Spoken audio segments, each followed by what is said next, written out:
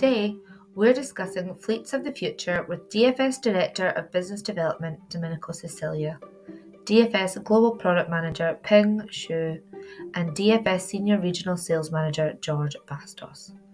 Listen as we examine how commercial fleets can meet global decarbonisation goals, what energies are leading the way when it comes to fleet fueling, and how fleet managers can prepare for the future.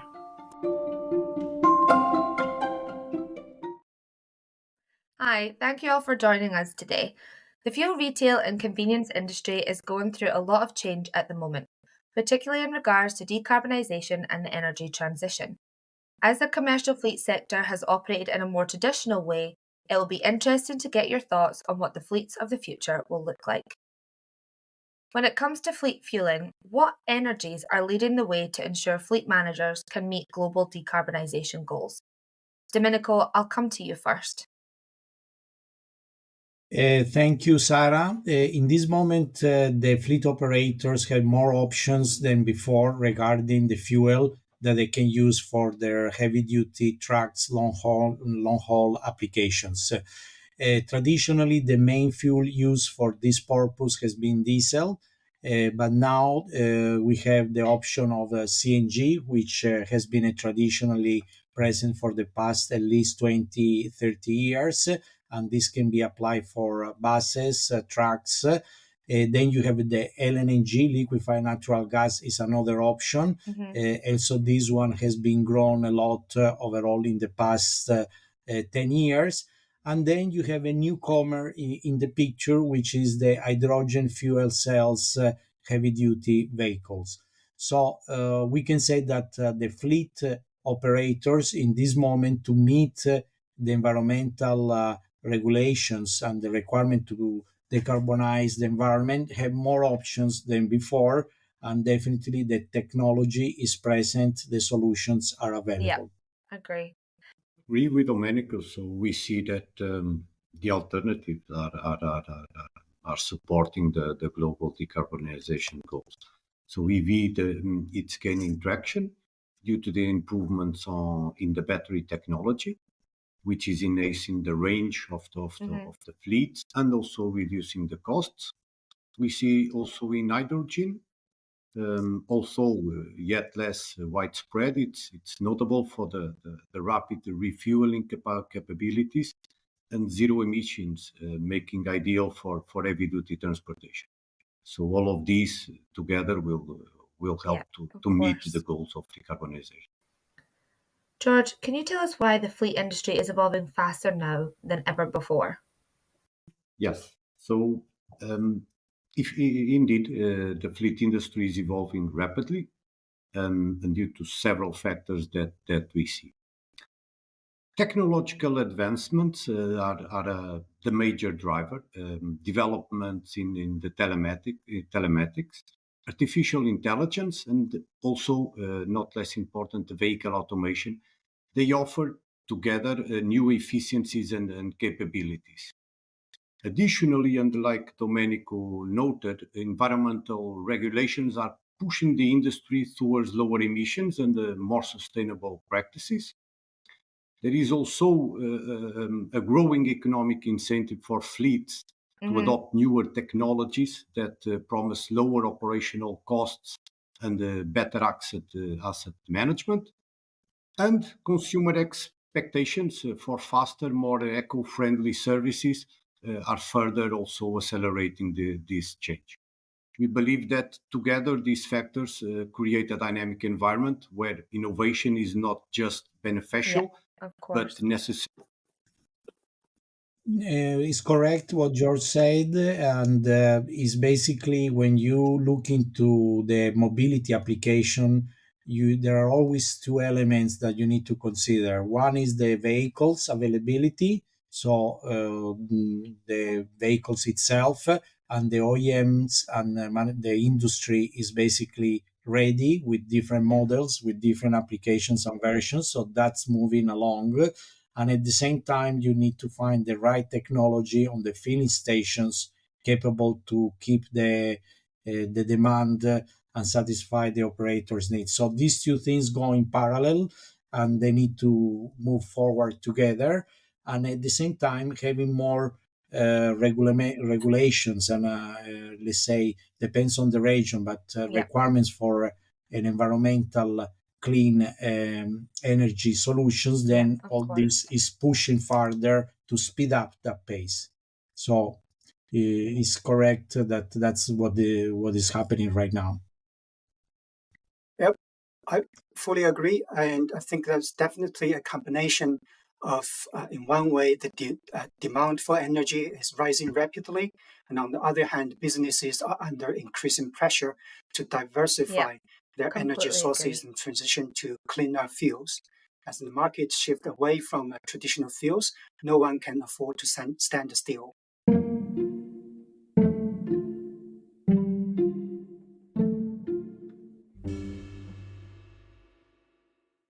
What do these changes mean for fleet managers? So these changes present both challenges and opportunities for fleet managers. On the challenge side, they must navigate into a more complex landscape of new technologies that are coming up and will continue to evolve, and also on the regulatory requirements, which may involve significant upfront investments and learning curves.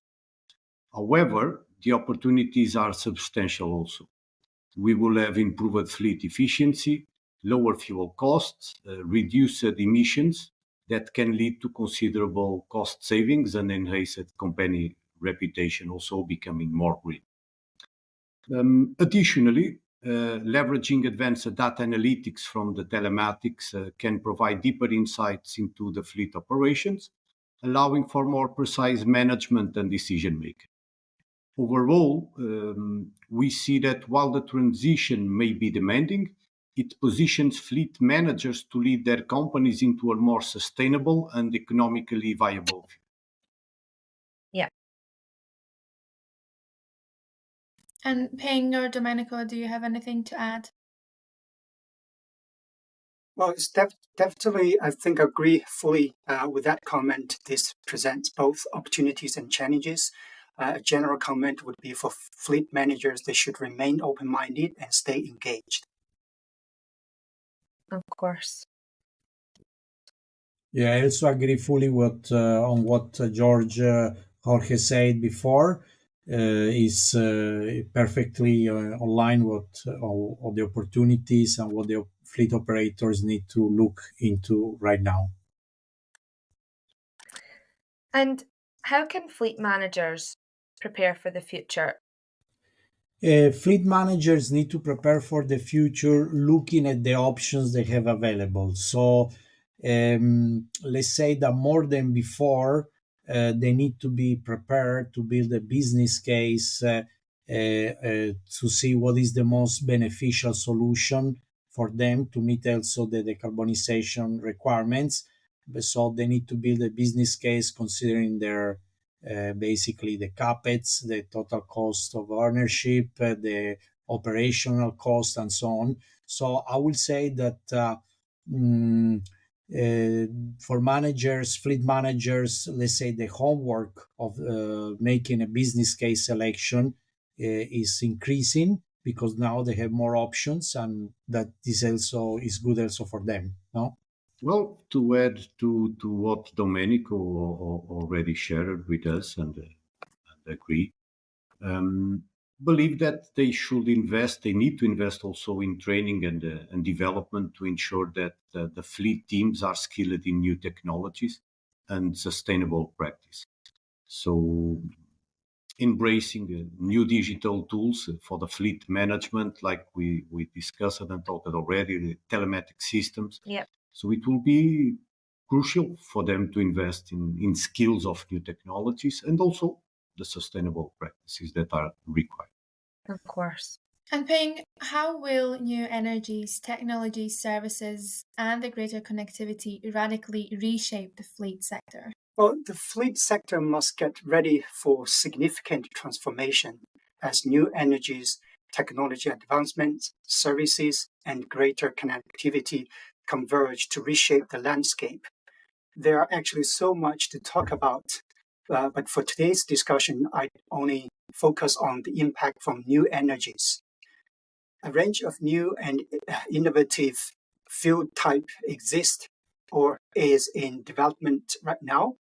Each of them is best suited to different types of vehicles and use cases. For example, the shift towards electrical propulsion is already underway, driven by environmental concerns and technological advancement. Fleet operators are increasingly adopting AVs due to lower operating costs and governmental incentives.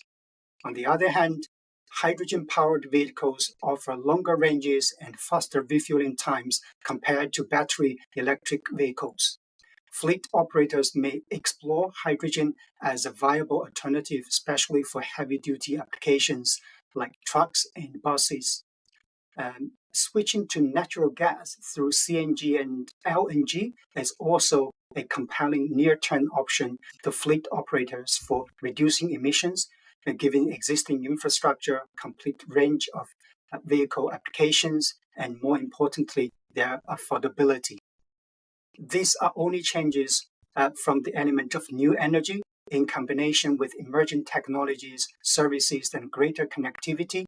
These factors are expected to drive significant changes in the fleet sector, leading to increased sustainability, efficiency, and innovation.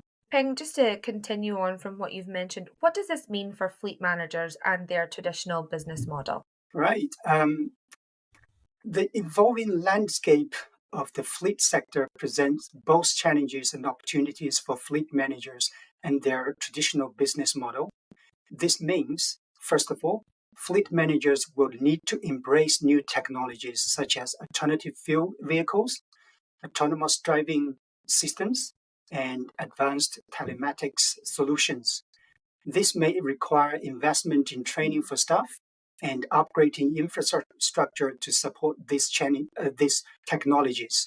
Secondly, as alternative fuel vehicles become more prevalent, fleet managers may need to reassess their procurement strategies and fleet composition. This could involve transitioning to a mix of cleaner fuels. Finally, with increasing emphasis on sustainability and corporate social responsibility, fleet managers will need to prioritize environmentally friendly practices and technologies. This may involve reducing carbon emissions and implementing renewable energy solutions. But overall, while the traditional business model of fleet management may face disruptions, there are significant opportunities for innovation, efficiency gains, and value creation by embracing new technologies and evolving with the changing landscape of the industry. Yeah, of course.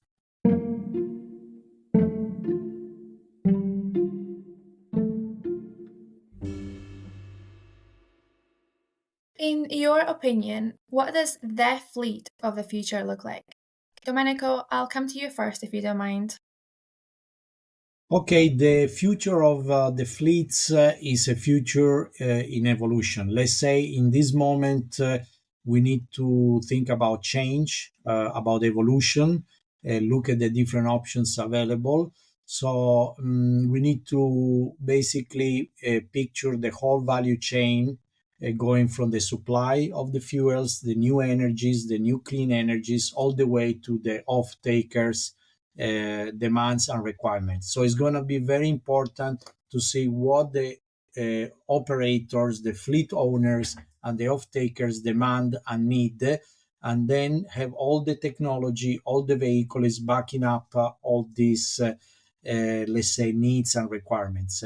Always keeping in mind that on the future will demand always cleaner fuels and environmentally friendly solutions. So for me, I think the future will be a mix of different solutions, going from still a presence of conventional fuels, which will be in a smaller percentage range, but still will be present. And then you will see a higher presence of alternative fuels. So the fleet operators need to really do the analysis to see what are the best options for their customers and what are the most technology friendly and user experience friendly solutions. So I see this a little bit on evolution. And we talk already about the LNG, the CNG, the EV, the hydrogen solutions. So all these solutions will represent a basket where operators will be able to choose. Interesting. George, I'll come to you next. Yeah. Well, if you allow me, I will jump a bit in the time, and I will focus in technology. If we believe that today, and this is under discussion, in 2030 we will have large language models, only one LLM will be more intelligent than all the intelligent on Earth. So allow me to go to 2030 or 2035, I don't know. I believe that the fleets of the future will be self-driven and self-managed fleets. You will have IoT integrated more and more in the vehicles, in the platforms. You have already, but you will continue to it will continue to be developed further and further. AI driven vehicles, they will be able to do self diagnostics, they will be able to tell the consumer. Look, today the fleet managers, for the experience I have in Africa and Middle East, what they look is how many vehicles I have. They issue cards or they issue tags, and then they want to manage the consume of the vehicles. This is very basic. In the future, the vehicle himself will be able to share this with an online platform, and the platform will do with an AI assistance all the management of the fleet. So I really believe that Internet of Things, AI-driven vehicles, telematics, AI assistance, you don't need fleet managers, and you will have a self-driven, self-managed, optimized as much as possible fleet. When? I don't know if it is 2030 or 2035 or 40, but we are moving in that direction. Yeah. Very insightful. Thanks, George. And Ping? The fleet of the future is likely to be vastly different from what we see today, driven by advancement in technology, sustainability initiatives, and changing customer preferences. To answer this question, I wish I had a crystal ball. Yeah. But personally, I believe in urban areas, fleet could play a crucial role in providing efficient and sustainable mobility solutions, reducing congestion, pollution, and the need for private vehicle ownership.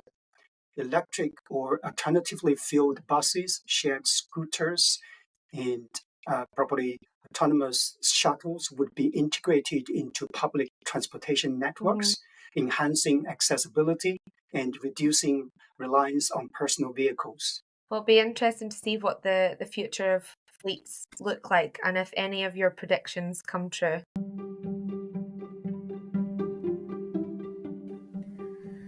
Thank you for listening to part 1 of our Fleets of the Future podcast episodes. We hope you enjoyed this episode with Domenico, Ping, and George. If you'd like to support the podcast, feel free to share it with others, post about it on social media, or leave a review. To catch the latest from Dover Fueling Solutions, you can follow us on LinkedIn or visit our website, www.doverfuelingsolutions.com. Thanks again, and make sure to join us next week for part 2, where we continue to fuel the conversation around the future of fleets.